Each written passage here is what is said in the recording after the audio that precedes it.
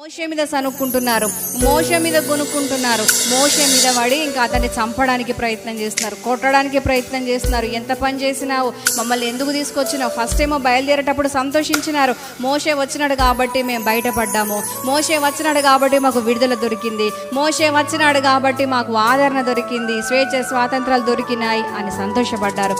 కానీ శ్రమ ఎదురైన తర్వాత మరలా తిరిగి ఏ మోషే మీద సంతోషం వ్యక్తం చేసినారో అదే మోషే మీద తిరుగుబాటు చేసినారు. ఇది మనుషుల యొక్క నైజం అయి ఉంది.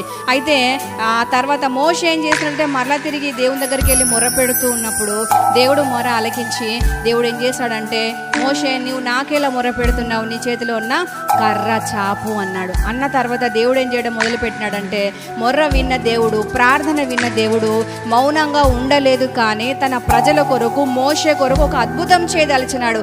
మన ప్రార్థన వింటున్న దేవుడు మన విషయంలో ఒక అద్భుతము చెయ్యునుగాక, మన కొరకు ఆయన స్పందించునుగాక, ఆయన మాట్లాడవలసిన వారితో మాట్లాడునుగాక, ఎవరెవరిని స్పందింప చేయాలో వారిని స్పందింప చెయ్యునుగాక, ఎవరెవరిని ప్రేరేపించాలో మన కొరకు వారిని ప్రేరేపించునుగాక.